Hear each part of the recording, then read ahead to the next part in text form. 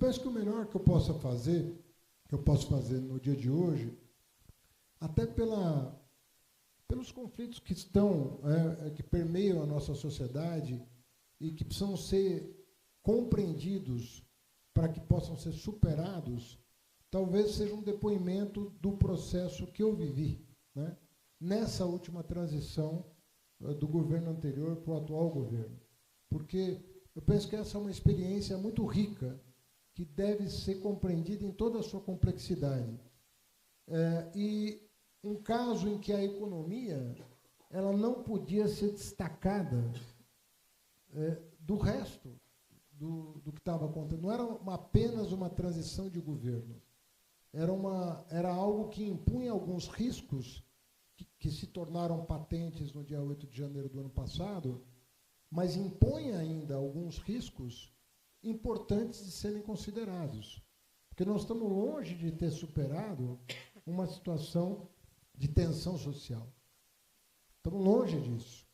Então, essa transição, a compreensão dessa transição, pode nos ajudar no futuro próximo e no futuro não tão próximo, para não repetirmos os erros do passado recente, que nos levaram a uma situação muito delicada, uma década muito delicada, e entender que, às vezes, a economia não é simplesmente a escolha do governante que foi eleito. Olha, vou mudar aqui, vou mudar ali. Às vezes, o que está em jogo é muito mais do que isso.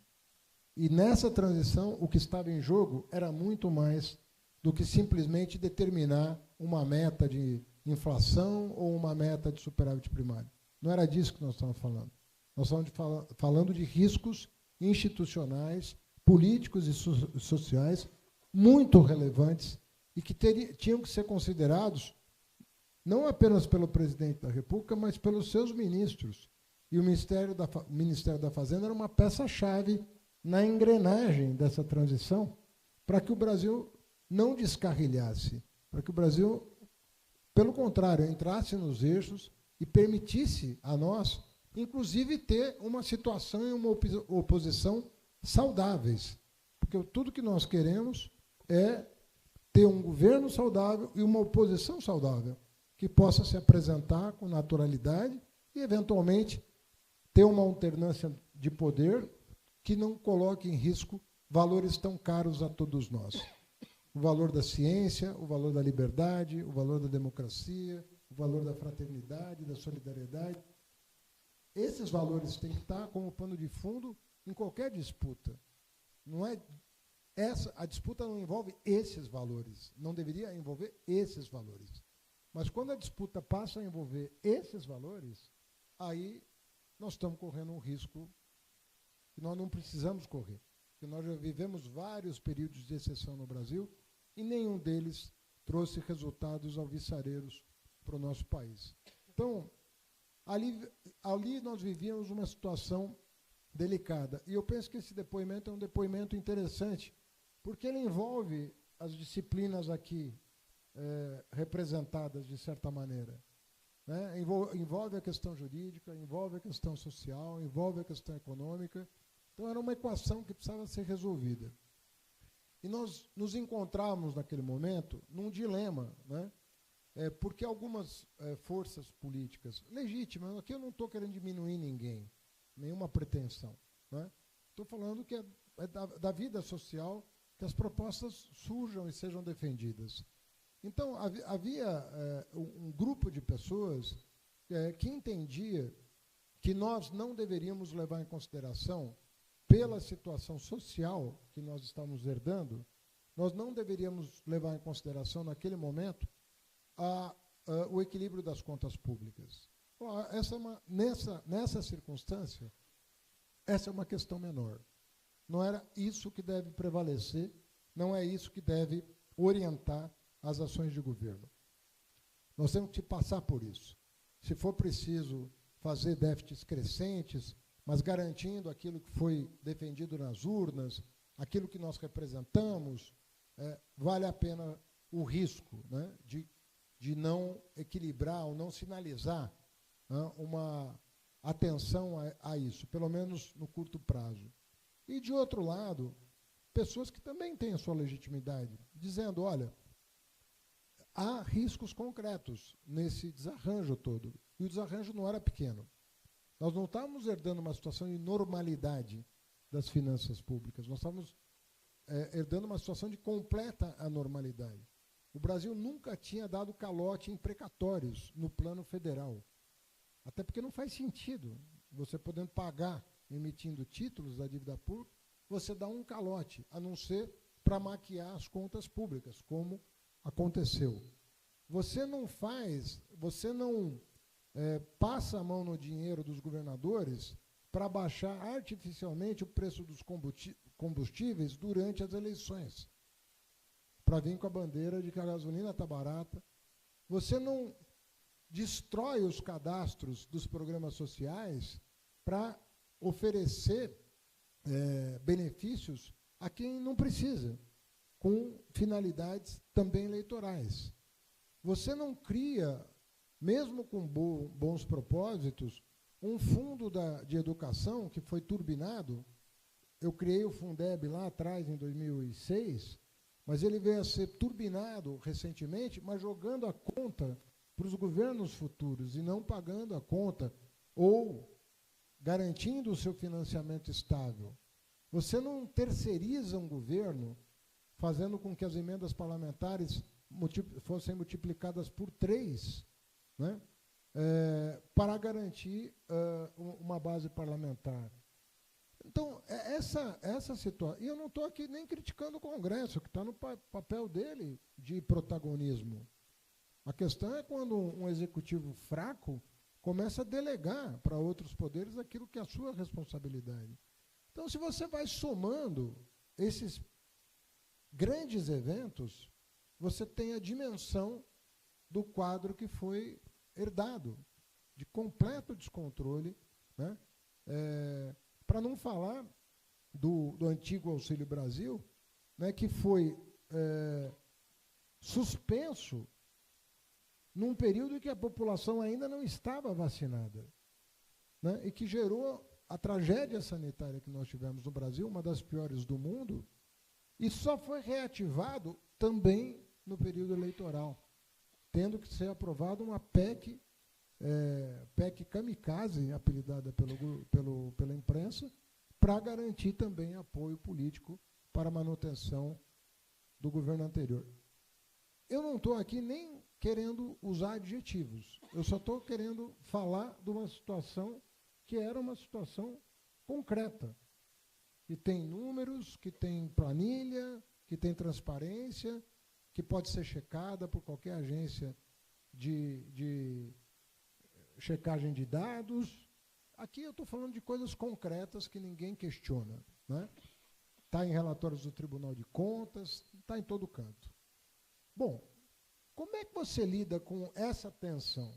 De um lado, uma força social dizendo que a questão fiscal tem que ser subordinada à questão social e que o problema social tinha que ser enfrentado independentemente de, no curto prazo, você atender a essa diretriz, né?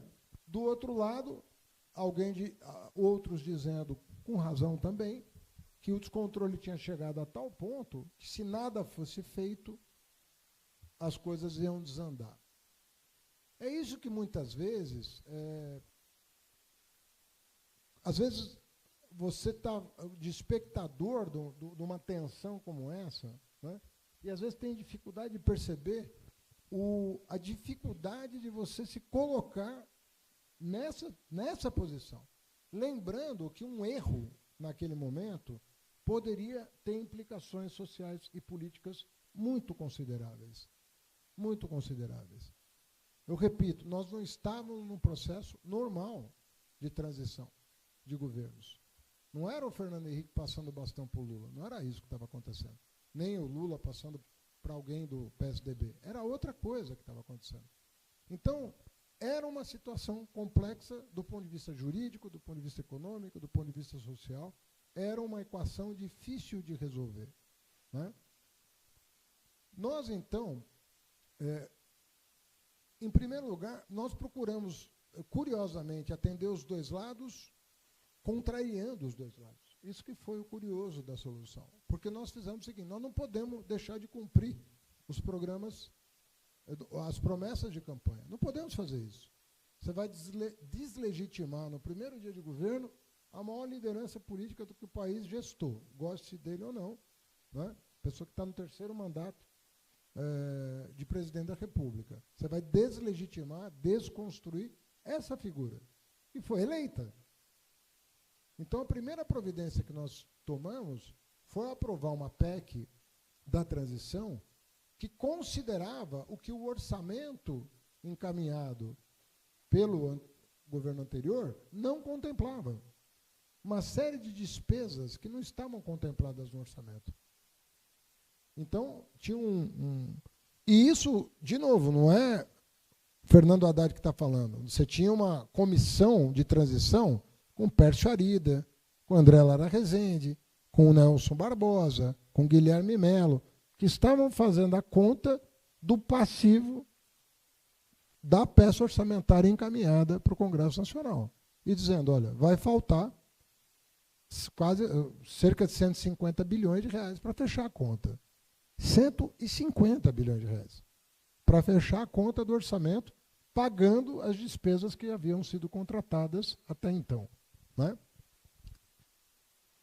Além de aprovar a PEC da transição, ou seja, no bojo da aprovação, nós introduzimos um mecanismo dizendo que, se nós votássemos uma regra fiscal diferente do teto de gasto, eu não precisaria de uma nova emenda constitucional. Valeria a lei complementar aprovada.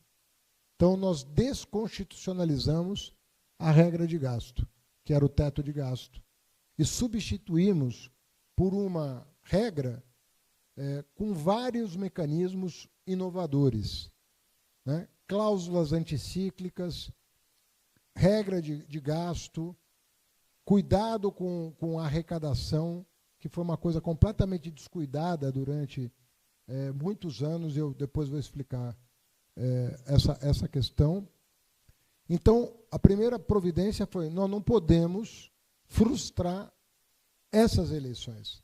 Não pode ser um banho de água fria, né, nas esperanças da população. E foi isso que foi feito.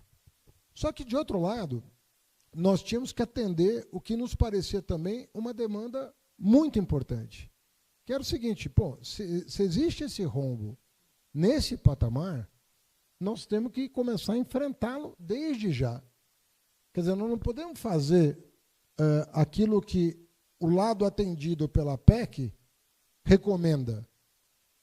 O fiscal não importa. Não, nós vamos atender o lado saudável da proposta e politicamente necessário. Não vamos desatender a população que acaba de encerrar, né, um governo de extrema-direita. Não vamos frustrar essa população, mas a questão fiscal, sim, importa, porque, pela mesma razão que nós aprovamos a PEC da transição, ela era, em si, o testemunho de que as coisas estavam desgovernadas. Então, nós não podemos adiar para 2 anos o encontro com esse problema. E como nós resolvemos o problema? Como nós resolvemos a questão? Aí você fala, bom, se você atendeu um lado, você não tem como atender o outro. Só que nós nos debruçamos sobre os números e o que nós percebemos? Que ao longo de 10 anos, um conjunto de empresas se apropriaram do orçamento público e começaram a aprovar leis, né, que debilitaram a arrecadação fiscal, a arrecadação federal. E nós nos propusemos a enfrentar cada um desses pontos. Só para vocês terem uma ideia, a arrecadação federal caiu de 19% para 17% do PIB.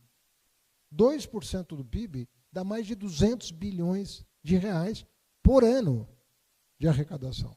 Ou seja, mais do que os 150 bilhões que tinham sido recolocados no orçamento pela PEC da transição. Se você contar os 60 bilhões de déficit estimado na proposta de lei orçamentária, você tem os 200 contra 200.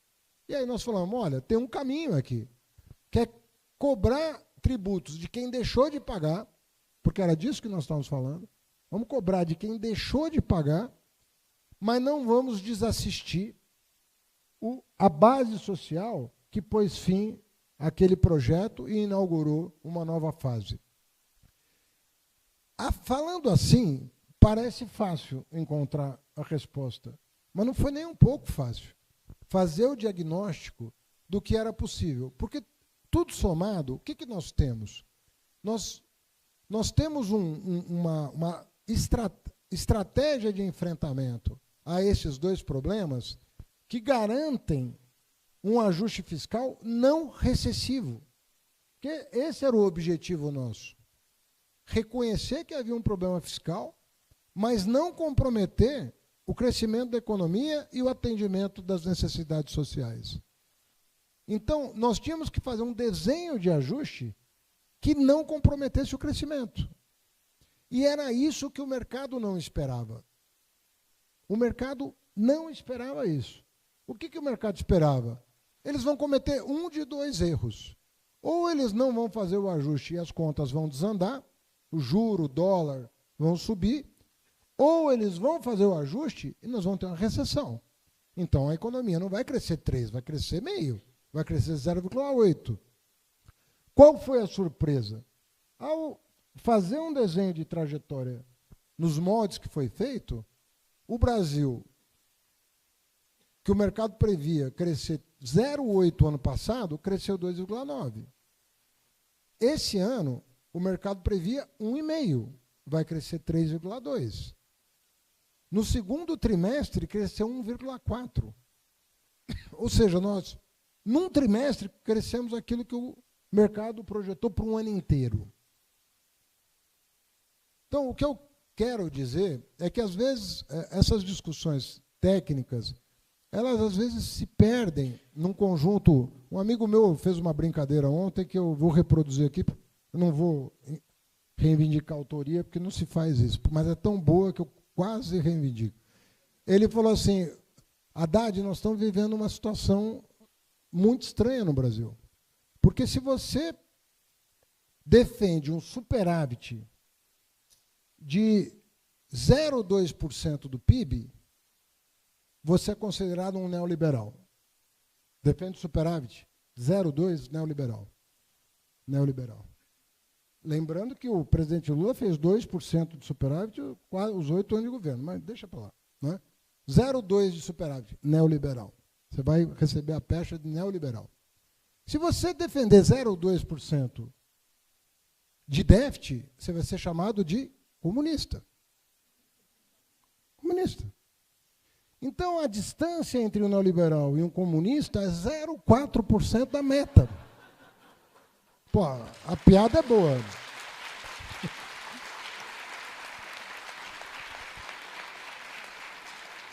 Então, não é possível que a gente tenha chegado a isso. O debate intelectual no Brasil não pode chegar a essa conclusão. E o que se vê, esse nervosismo, cada 2 dias um susto, nada do que o mercado projeta se confirma. Eles projetavam 0,8% de déficit. Não vai dar 0,8% de déficit. E se nós tivéssemos aprovado todas as medidas que encaminhamos para o Congresso, nós nem estaríamos discutindo hoje a questão fiscal no Brasil.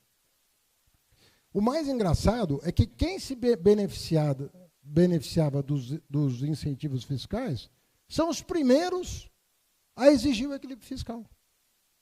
Então, todo mundo quer o equilíbrio fiscal, desde que não mexa com o seu. É simples assim no Brasil. Todo mundo, editoriais, equilíbrio fiscal. Tem que ter o equilíbrio fiscal. Mas, olha, esse benefício nós vamos cortar de vocês. Isso não. Isso é direito adquirido. Todo benefício no Brasil é um direito adquirido. Você pode ser trilionário, o benefício fiscal é um direito adquirido do trilionário. Você não pode mexer.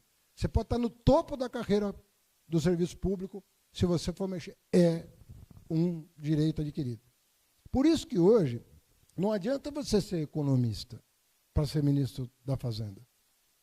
Você tem que ter, no mínimo, um bom corpo de advogados para te defender. No mínimo. Se tiver formação jurídica, tanto melhor. Porque hoje, pelo menos 20% do meu tempo é estudando ações judiciais, que a União pode perder e que pode acarretar um desequilíbrio futuro das contas. Aí você vai ver a natureza da ação judicial. Em 80% dos casos, é defendendo o privilégio de alguém. É fazendo uma interpretação de uma lei que alguém colocou uma vírgula justamente ali para ensejar uma disputa, uma dúvida, né? Uma possibilidade de reinterpretação. E isso é uma indústria. É uma indústria. Você não consegue se livrar disso. Então, o nosso papel com a reforma tributária, com o marco de garantia, com o marco do seguro, com tudo que nós estamos fazendo, é eliminar esse ruído das instituições brasileiras. É garantir que você tenha transparência nas decisões, para que a disputa seja a mais saudável possível, né? Tem que ter concorrência no mercado pela competência, pela produtividade, pela tecnologia, pela formação profissional dos seus quadros, e não por quem faz um planejamento tributário melhor. Não pode ser esse o critério para saber quem vai ganhar a disputa no mercado. E hoje, no Brasil, eu diria, sem sombra de dúvida, o planejamento tributário responde por 80% da disputa. E 20% você vai falar de competência. Você vai falar de outra coisa. Então, às vezes, as pessoas subestimam o impacto que essa reforma tributária pode ter na economia. Porque ela varre esse tipo de conflito e coloca foco no que interessa. Transparência, não cumulatividade, não oneração de investimento, não oneração de exportações. Então, eu acredito, e quando uma segunda coisa que eu queria dizer, em relação, para além da economia, é que também, muitas vezes, a gente tem até a compreensão daquilo que, nos velhos tempos, a gente chamava de correlação de forças. Sabe? Às vezes eu vejo as pessoas falando na internet, no Twitter, como se a gente estivesse num processo revolucionário, né? Tomamos o poder e não estamos fazendo tudo que deveríamos fazer. Como se não tivesse um judiciário, como se não tivesse uma Câmara, um Senado, né? Nós temos que lidar com as pessoas que foram eleitas. Nós não temos alternativa a isso. Se nós defendemos a democracia, nós temos que aperfeiçoá-la, lutar militantemente por uma representação de mais qualidade. E é isso que todos nós aqui fazemos a vida toda, né? Defendemos candidatos probos, corretos, comprometidos com o projeto nacional, com os destinos do país, com a emancipação dos mais pobres, com a tolerância, com a diferença, com a promoção da diferença. Mas o retrato, né, do estado da arte é aquele. Então, nós temos que perseverar para melhorar a representação.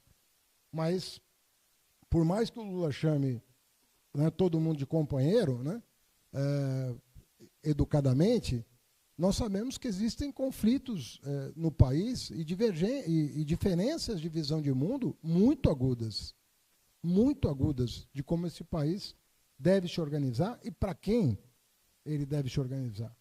Então, são diferenças gritantes, sobretudo no momento atual. Né? Já foi muito bom no passado você ter grupos políticos civilizados debatendo grandes teses. Não é mais assim. Não tem sido assim. Pode voltar a ser assim, mas não tem sido assim. O que nós vemos acontecer muitas vezes é o contrário disso. Então, há uma dimensão também, para além do direito, da sociedade, do social e do econômico, a dimensão política, ela precisa ser considerada. Né? É curioso notar, estava entrando aqui, tinha um rapaz com um cartaz, abaixo o arcabouço fiscal. Vamos compreender, né? O arcabouço fiscal poderia ser melhor do que é? Eu não tenho a menor dúvida. Se pudesse nós aqui sentarmos e escrevermos outro, talvez a gente chegasse a conclusões de que é possível melhorá-lo. Mas quando a pessoa desconecta o arcabouço fiscal que foi aprovado por este Congresso, do que ele substituiu, porque, na verdade, a lei complementar que estabeleceu o arcabouço fiscal, ele entrou em vigor para substituir o teto de gasto. E a pessoa promove uma desconexão entre uma coisa e outra. Então, a pessoa tem, às vezes, uma dificuldade de compreender que você tem que fazer uma negociação no Congresso Nacional para substituir o teto de gasto, que estava na Constituição Federal. Não é que estava numa lei que você manda uma medida provisória e resolve. Não. Estava na Constituição Federal, que foi desconstitucionalizado desde que uma lei complementar fosse aprovada. E nós sabemos que uma lei complementar, ela exige quórum qualificado. Não é simples você aprovar uma lei complementar. Faça conta de quantos deputados progressistas existem no Congresso, no Senado. Soma voto. Porque se você não somar voto, aí fica mais fácil criticar. Agora, o resultado da eleição, ele está lá no Congresso Nacional. Então, eu penso que nós estamos avançando em acordos importantes. Com este Congresso, democraticamente, né, nós estamos avançando em acordos importantes para ir desengessando o país e permitindo que ele volte a respirar. Então, hoje, nós já geramos 3 milhões de postos de trabalho. 3 milhões de postos de trabalho. Quanto tempo você não ouve falar um número desse? Nós vamos crescer, em 2 anos, mais de 6% acumulado em 2 anos. Há quanto tempo não se ouve falar disso? Nós estamos praticamente em pleno emprego hoje. Nós estamos com a inflação dentro da meta. A inflação no Brasil sempre foi um pouquinho mais alta do que é hoje. Ela vem caindo consistentemente, mesmo com alguns choques. Nós estamos tendo choque climático, nós estamos tendo o Rio Grande do Sul, nós estamos tendo queimada, e ainda assim nós estamos segurando com alguma arte os indicadores todos em patamares razoáveis, sobretudo na comparação internacional. E nós vamos perseguir melhores indicadores. Mas na comparação internacional, o Brasil vai bem. Do ponto de vista institucional, as coisas mudaram muito, Maria Hermínia. Muito. A relação com o Judiciário, a relação com o Congresso, a relação entre os ministros, a relação com a sociedade, a participação da sociedade, é muito diferente o que nós estamos vivendo. A situação do Brasil no mundo mudou. O presidente já teve com mais de uma centena de chefes de Estado da África, da Ásia, da Europa, da América. Participou de muitos fóruns internacionais.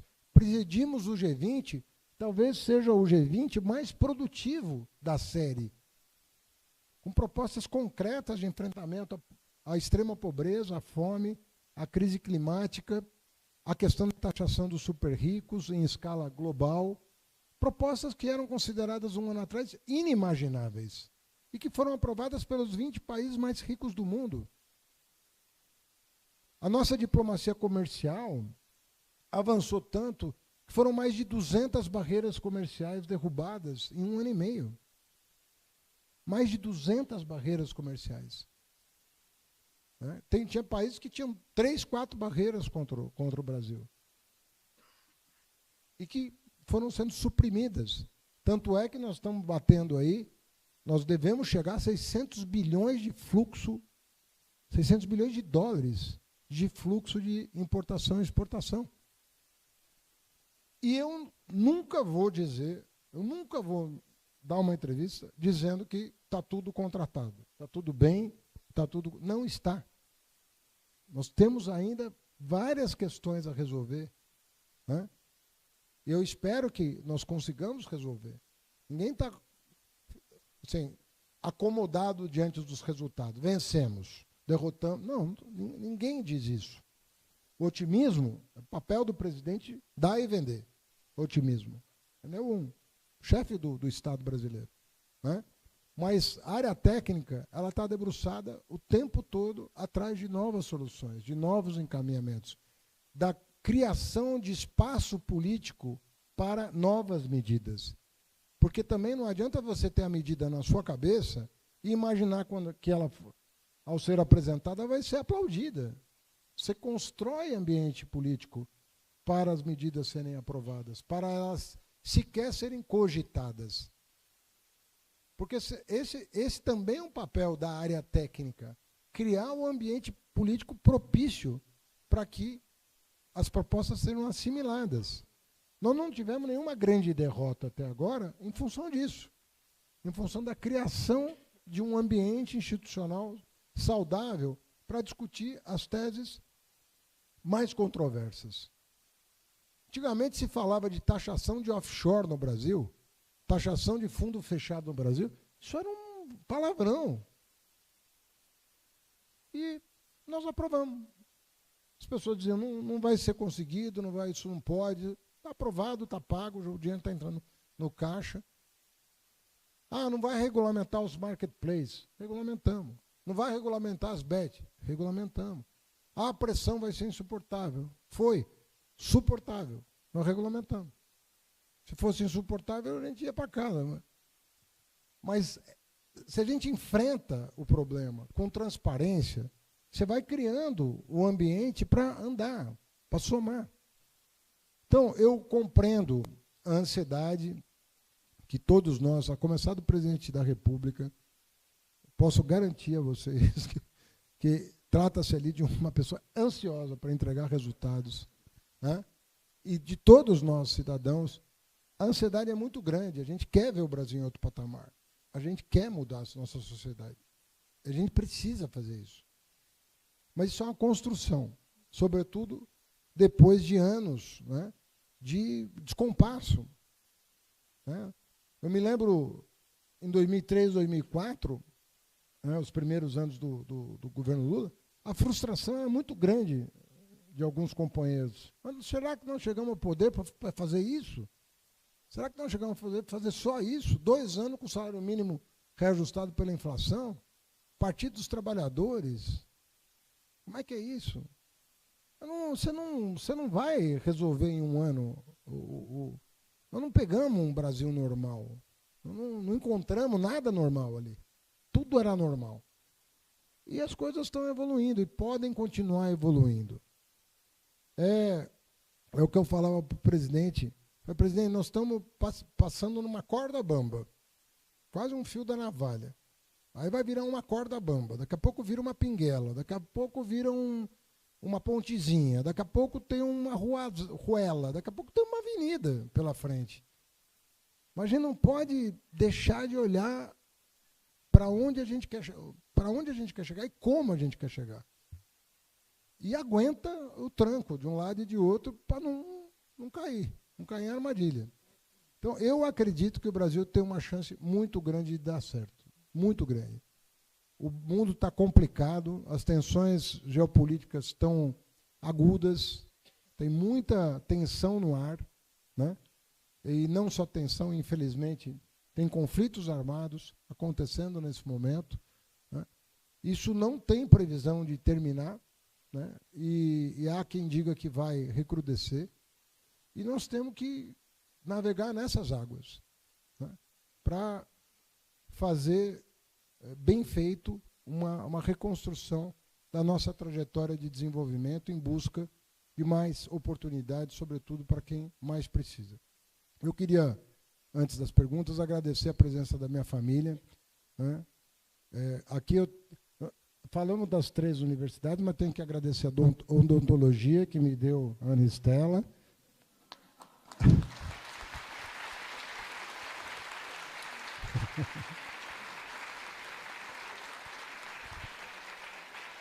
A Poli, que me deu a Ana Carolina, que é minha filha. E o Frederico cometeu o mesmo problema do pai. Começou pela São Francisco. Vamos ver como é que ele termina. E o Luque foi generoso demais, porque não foi 1 mês que eu estudei. O Marco Antônio testemunha, foram 3 meses que eu estudei Pampec. Né? Não foi um só. Obrigado, gente.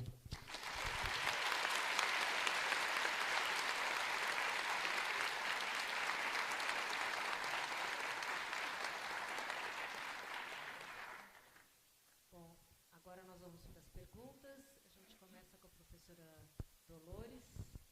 Ela vai juntar, como foram muitas perguntas, eles vão tentar sintetizar 2, 3 perguntas que vieram sobre o mesmo tema para o ministro responder. O primeiro aqui tem a ver... O primeiro eu vou ler, porque tem alguns dados. O Plano Safra deste ano destinou 475 bilhões em créditos, sendo 85% destinado para grandes latifundiários. Nas últimas semanas, mais de 5 mil focos de queimadas foram registrados,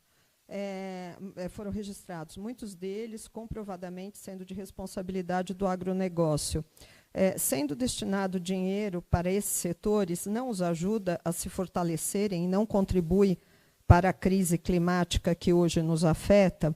E aí, juntando com uma outra, qual o montante de verbas destinadas à prevenção de catástrofes climáticas e áreas que ganham prioridade com essa destinação de recursos? Excelente pergunta. Bom, primeiro, assim, que eu não lembro, né, de um precedente, não lembro mesmo, posso estar enganado, mas de algo no passado semelhante ao que está acontecendo esse ano. Não tenho lembrança. Então, o Plano Safra é uma tradição antiga e, às vezes, as pessoas... existem 2 planos safra, né? Tem o Plano Safra para agricultura familiar, que é um plano safra fortemente subsidiado, com linhas de crédito bastante específicas, voltadas para o pequeno produtor, para o assentado e tudo mais. Existe o Plano Safra tradicional, que segue regras próximas à de mercado, né? Obviamente que existem títulos incentivados tanto para a agricultura quanto para a construção civil no Brasil, que são de longa data.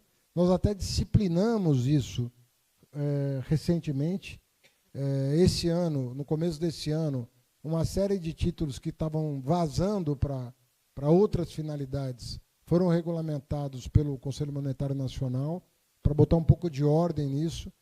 Mas não há que se confundir o Plano Safra para a agricultura familiar do Plano Safra para o agronegócio. São 2 planos que, em geral, são anunciados, inclusive, em dias diferentes, né? Não são sequer anunciados no mesmo dia. Mas, quando o governo anuncia, ele anuncia tudo num pacote só, porque é quase impossível você conseguir dar publicidade a todos separadamente. Então, a publicidade do plano é um só, mas, na essência, eles são 2. Essa pergunta ela é mais do que uma pergunta, é uma provocação, né, que pode resultar em uma modificação de política pública. Quer dizer, à luz do que aconteceu, se você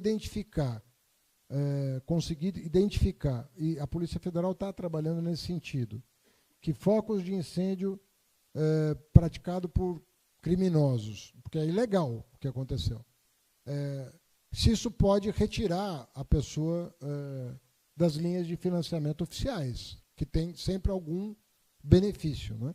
Ou crédito incentivado ou um subsídio.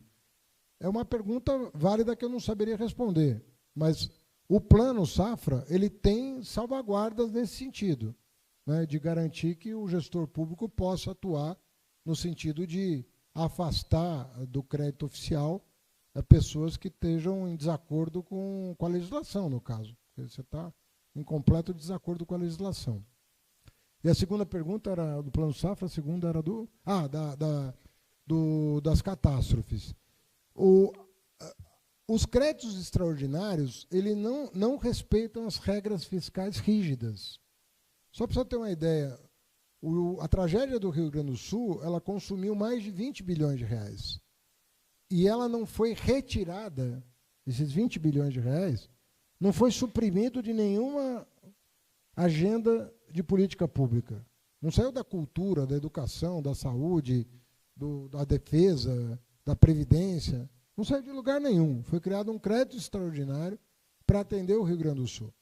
E se nós atentarmos para os indicadores do Rio Grande do Sul, vocês vão ver que a economia do Rio Grande do Sul, em 60 dias, reagiu àquilo que parecia que ia levar anos para reagir. Então foi uma combinação de esforços de prefeitos, governador e governo federal, no sentido de irrigar a economia gaúcha, né, com recursos de toda a ordem, fundo perdido, crédito subsidiado, crédito barato, e estimular a atividade econômica para que rapidamente a economia respondesse, prefeituras e governo do Estado passassem a arrecadar aquilo que estava previsto nos seus respectivos orçamentos, cancelamento do pagamento da dívida do Estado com a União, o que gerou 11 bilhões de crédito para o governo refazer ponte, refazer estrada e tudo mais, naquilo que era competência estadual, no que era competência federal, um valor à parte desse, tudo somado, estamos falando de quase 30 bilhões de reais, e que permitiu ao Rio Grande do Sul ter 2 meses de perda de emprego, e no terceiro já estava contratando. Então, não conheço ninguém que projetou uma recuperação tão rápida. Pelo contrário, nós mesmos, que estávamos mais otimistas, imaginávamos que isso fosse acontecer a partir do ano que vem.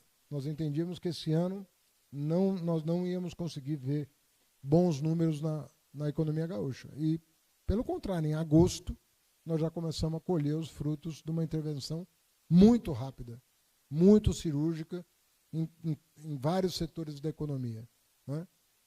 O mesmo está acontecendo agora com as queimadas. Ontem foi liberado o crédito que foi pedido, não foi negociado. Nós oferecemos na Fazenda o crédito que foi pedido pelas áreas competentes para o combate, né?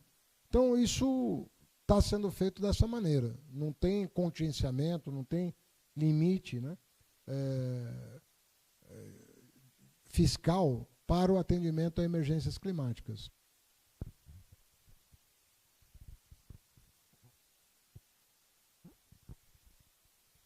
Agora o professor Celso Campilongo pode fazer a próxima pergunta.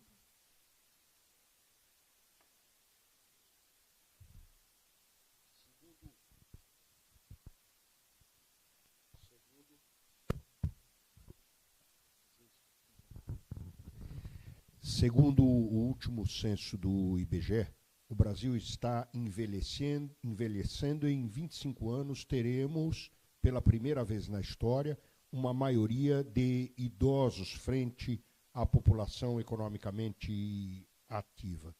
Já sabendo dos enormes desafios em um futuro próximo, quais políticas estão sendo adotadas atualmente para enfrentar esta nova realidade?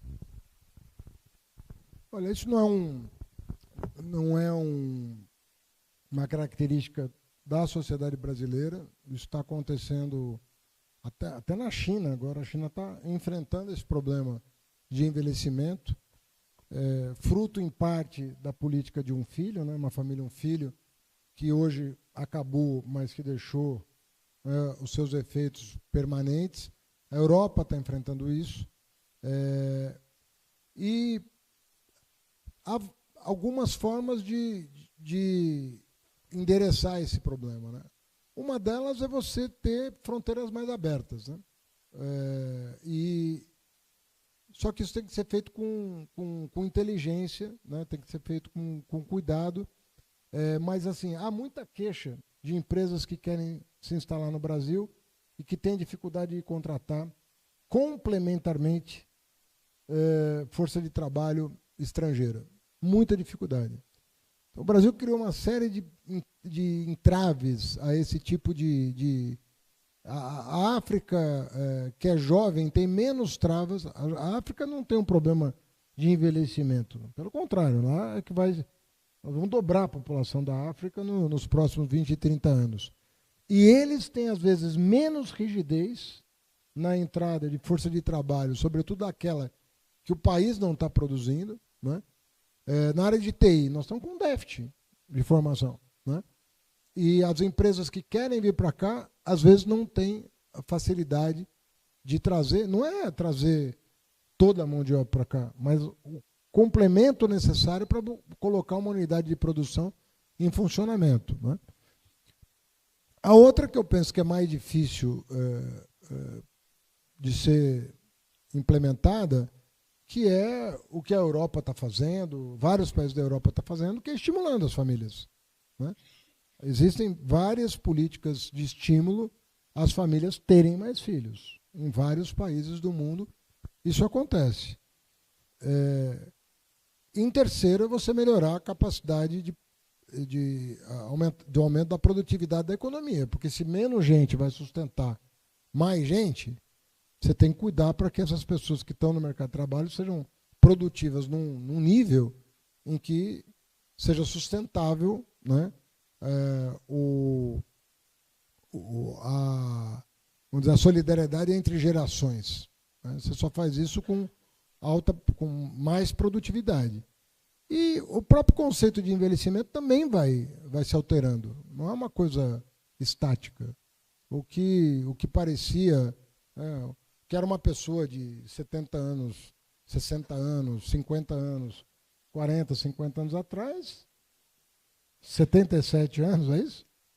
Nossa Senhora, você não parece, Lu. Parece 50. Pô. Vai mudando esse conceito, né? As pessoas vão mudando a percepção do quanto querem estar em atividade, da forma de estar em atividade, né? Vão surgir soluções para isso, em que você vai diminuindo a tua carga de trabalho e tal, mas, em geral, muita gente vai encontrando formas de permanecer ativo, né? Porque a atividade é uma forma também de zelar pela própria longevidade com qualidade de vida, né? Então, essas coisas vão se alterar de várias maneiras, economicamente, demograficamente, culturalmente, e culturalmente vai envolver também algum tipo de abertura. Você liga a televisão hoje nos debates, na disputa presidencial americana, um dos temas é esse. Você vai para a Europa, um dos temas que está sendo discutido é esse. Quais são as políticas migratórias saudáveis, esperadas, para que os países com alto grau de envelhecimento, mas eles não podem prescindir, não poderão prescindir de algum tipo de abertura que tem que ser bem pensada. Mas Itália, França, Alemanha... A Alemanha está fazendo um acordo com o nosso Ministério do Trabalho para contratar 700 mil cuidadores. Porque quem é que vai cuidar desse povo? Então estão abrindo espaço para a contratação de 700 mil cuidadores que vão trabalhar na Alemanha. Então, é muito complexo o que está acontecendo, né? As soluções são igualmente complexas, mas o mundo está em busca dessas soluções. A Alemanha está passando por um processo de abertura controlado, mas bastante eficaz e proativo no sentido de estabelecer políticas de sustentabilidade do ponto de vista da força de trabalho.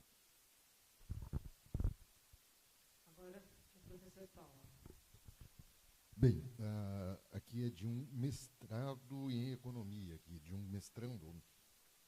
O atual governo faz economia... O atual governo faz uma grande aposta na melhora dos índices econômicos para o aumento da popularidade e adesão do eleitorado. Mesmo na era da pós-verdade e no novo modus operandi da ideologia em suas diversas formas, a melhora da situação econômica ainda basta para se manter popular? Na minha opinião, não.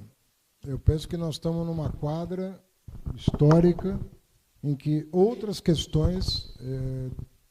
eu não digo que se a economia for mal, você resolve com debate ideológico, de costumes e tal. Mas eu acredito que até governos parcialmente mal-sucedidos em economia têm condição de reverter eleitoralmente o quadro, a depender da narrativa, inclusive para explicar o eventual fracasso econômico. Essa dimensão ganhou muita força, muita força.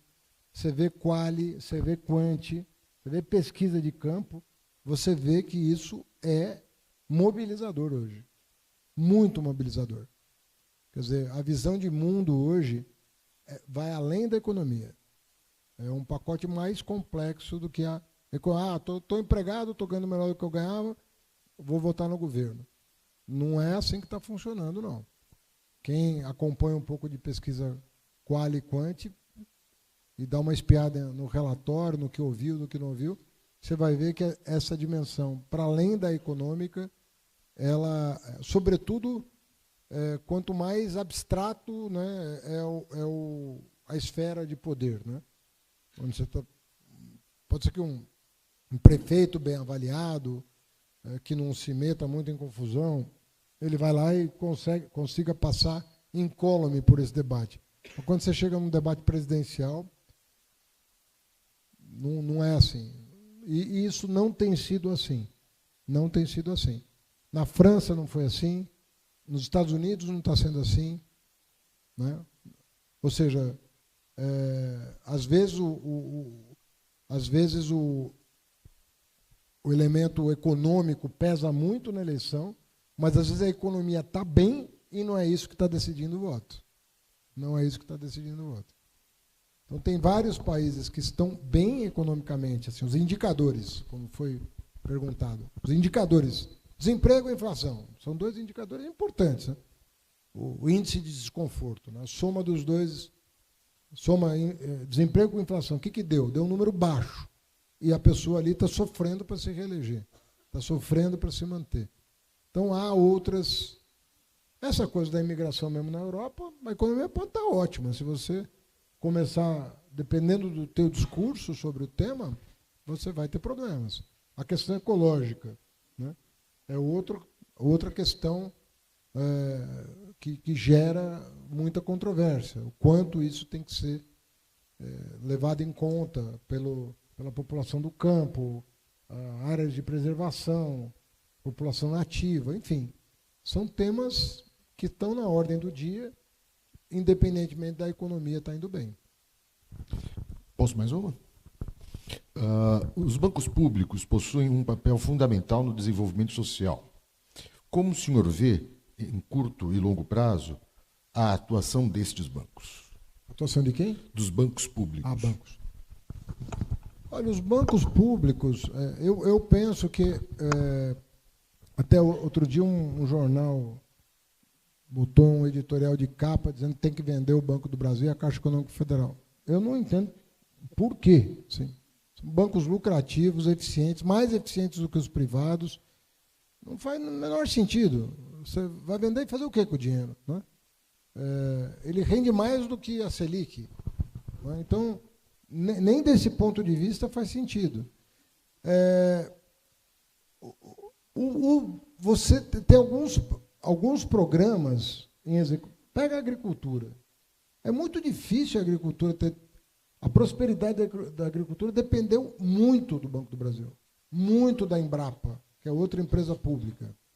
A área de habitação, construção civil, infraestrutura, saneamento, muito da Caixa Econômica Federal. Então, ele não exerce um papel só de banco. Tem muita captação também, mas ele tem uma série de outras funções de banco que estão sendo exercidas. O próprio BNDES está passando por uma recuperação extraordinária. Né? Hoje o BNDES faz parte da FEBRABAN até, porque os próprios bancos privados sabem que o BNDES faz coisas que eles próprios não podem fazer, não conseguem fazer. O crédito de longo prazo no Brasil é muito difícil um banco privado conseguir garantir um crédito de longo prazo. Quando você pensa em infraestrutura, você está falando de longo prazo. Não são coisas que se resolvem em 4, 5, 6 anos. São investimentos de 15 anos, 20 anos. São PPPs, são concessões, são linhas de transmissão, ferrovias, projeto de saneamento, universalização do saneamento de uma cidade. Então, você tem um grau de complementariedade muito grande, muito grande. Então, deixa o banco privado disputar as coisas, inclusive com a participação dos bancos públicos, mas nós não podemos prescindir, né, desse conjunto de ferramentas importantes que os bancos públicos desenvolveram e que alavancam o desenvolvimento do país.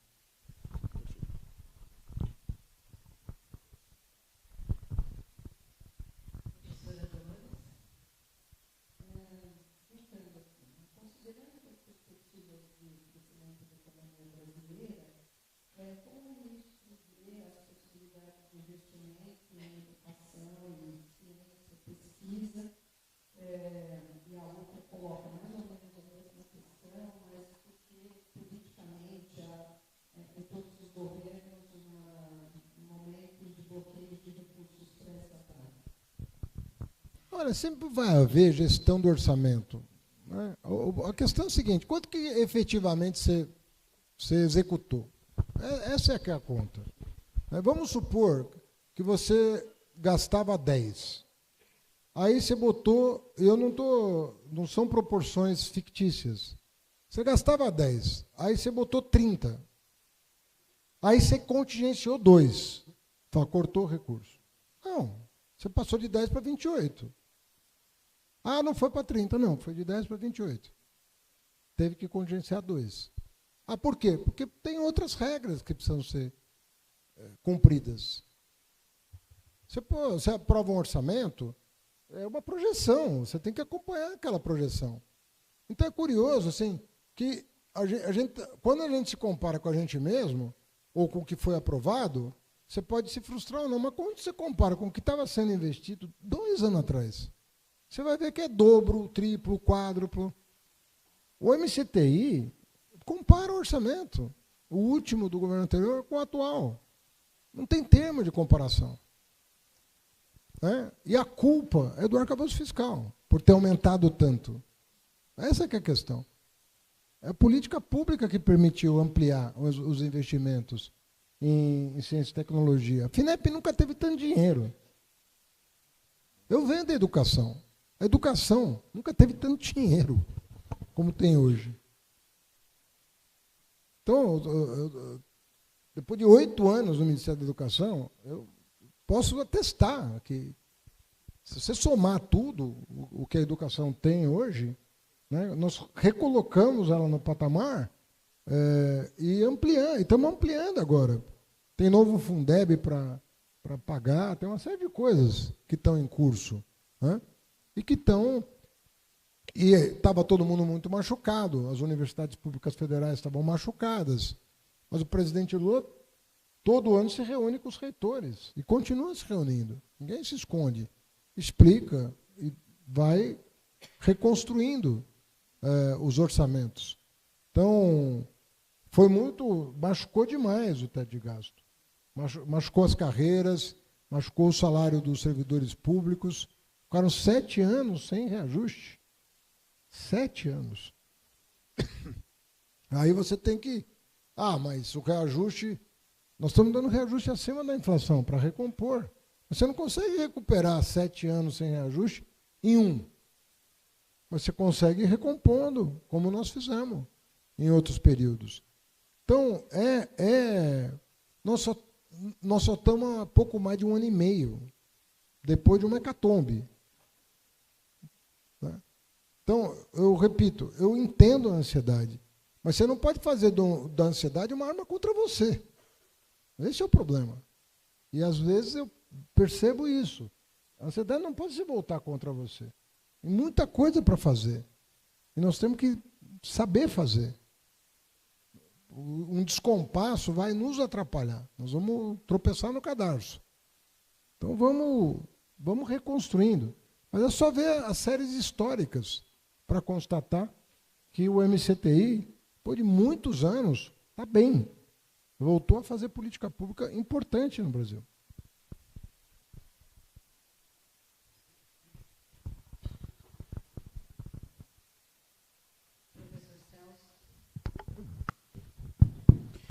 Estou juntando aqui, tem um número muito maior de perguntas, eu estou juntando duas numa pergunta só. As duas têm a ver com presidências, mas presidências distintas. Assisti o filme Partido e gostei muito. Emocionalmente, como foi se lançar à presidência durante a prisão do Lula? E emendo com uma outra que diz respeito a uma presidência também. Como foi ser presidente do 11 de agosto? O tema é presidente. Não, quem faz movimento estudantil sabe que presidir um centro acadêmico é muito legal. É uma época da vida muito boa. E eu aprendi muito no movimento estudantil, porque o movimento estudantil é que me despertou para a economia e para a filosofia. Eu estava na faculdade de Direito. E se não fosse... A faculdade de Direito é incrível nesse sentido, né? Ela abre possibilidades assim, incríveis. E quando você se envolve na política estudantil, mais ainda. Porque lá tem gente de todo canto. Tá? Tem gente que estudou sociais, tem gente que estudou filosofia, tem gente que estudou economia. E essa é a beleza, né, da universidade. Né? As pessoas vão transitando, às vezes fazem um segundo curso, e aí você vai conhecendo livros que você não conheceria na grade curricular, você não tem aquele livro, mas tem um amigo que te passa, né? E às vezes aquele livro muda a tua vida mais do que tudo que você leu em sala de aula. O que aconteceu comigo várias vezes, de livros que mudaram a minha cabeça totalmente, e que eu recebi de um colega, não necessariamente de um professor. Então, é muito bom. E isso tem a ver com a segunda pergunta, de certa maneira, porque, na verdade, aquilo foi uma conjuntura toda estranha, porque todo mundo tinha em mente que nós tínhamos que buscar um nome sênior do PT para ser o candidato a presidente se o Lula não pudesse. Né?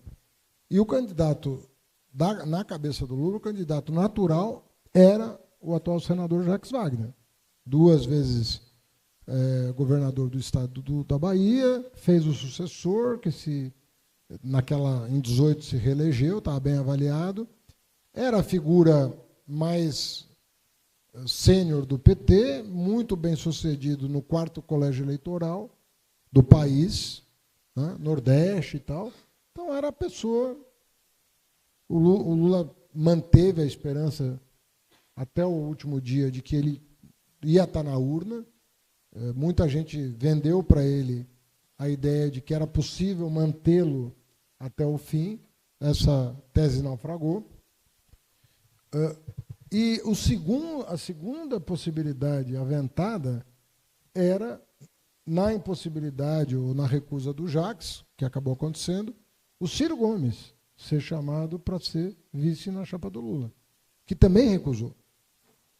E isso no último dia. Quer dizer, nós levamos esses 2 convites ao limite, inclusive eu próprio, como portador do convite.